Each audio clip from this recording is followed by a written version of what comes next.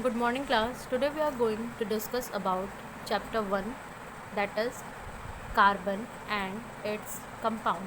Students, basically in this chapter we have discussed that what is carbon, which is an element, and different compounds formed from carbon like methane, like ethane.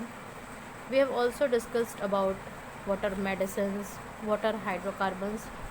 Basically, students, we will discuss the long answer type questions from exercise. Okay, so here, students, question number 1 is what are allotropes and describe the allotropes of carbon. So, students, the very first question, जो सबसे पहला question है, what are allotropes? Allotropes क्या होते हैं and describe the allotropes of carbon, और हमें बताना है कि कार्बन के जो एलोट्रॉप्स हैं उनके बारे में.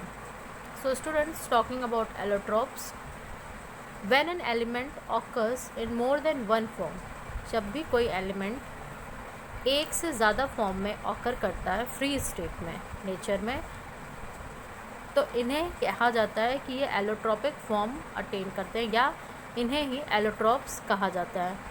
और ये जो पूरा फेनोमेना होता है, and the phenomena is known as allotropic.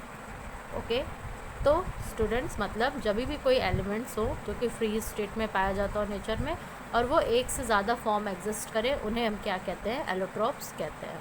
Okay students, talking about allotropes of carbon, so basically we have to discuss about the two allotropes of carbon. The first, that is graphite,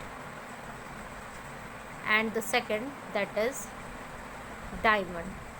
So students, we have to discuss about the two, which we will discuss in question number 2. So students, question number 2 is compare the properties of graphite and diamond. So students, इस question में हमें compare करना है graphite और diamond की properties, जो कि carbon के एलोट्रॉप्स हैं. So students, talking about graphite, so in graphite the carbon atom forms hexagonal structure. Students, graphite में क्या होता है? जो कार्बन एटम होता है वो हेक्सागोनल स्ट्रक्चर फॉर्म करता है. Okay, whereas in diamond carbon atom forms tetrahedral structure, जबकि जो डायमंड होता है उसमें कार्बन टेट्राहेड्रल स्ट्रक्चर फॉर्म करता है. Now students, in graphite each carbon atom remain attached to 3 other carbon atom. Graphite में क्या होता है? हर एक कार्बन एटम 3 और कार्बन एटम से सराउंड करता है. Whereas in diamond each carbon atom remains attached to 4 other carbon atom. Students, आप इस अरेंजमेंट को ऐसे समझ सकते हैं कि एक कार्बन एटम, अगर हम बात करें ग्रेफाइट की, तो ग्रेफाइट में क्या होता है? सपोज़ करिए यहाँ एक कार्बन एटम है, तो स्टूडेंट्स इस कार्बन एटम से ऐसे ही 3 और कार्बन एटम्स अटैच्ड होते हैं. ओके, अगेन अगर हम इसे एक कार्बन एटम मान रहे हैं, तो इस कार्बन एटम से भी अगेन 3 और आपके जो कार्बन एटम्स हैं वो अटैच रहेंगे.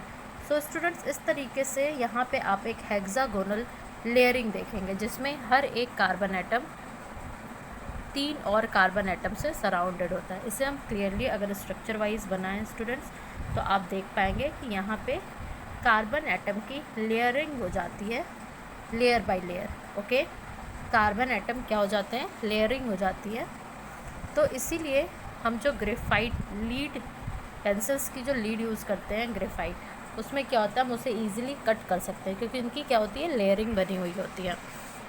स्टूडेंट्स, टॉकिंग अबाउट ग्रेफाइट और डायमंड, डायमंड में क्या होता है कि एक कार्बन एटम 4 नए कार्बन एटम से सराउंड करता है. जैसे अगर ये सेंटर का कार्बन एटम है, तो ये सराउंड करेगा 4 और कार्बन एटम से.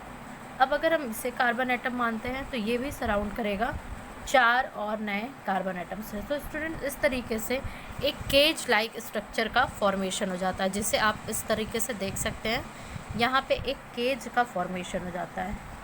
एक कार्बन एटम ऐसी चेन बना रहा है, फिर फर्दर जो दूसरा कार्बन एटम होगा वो एक नई चेन बनाएगा, ये कार्बन एटम फिर नई चेन बनाएगा।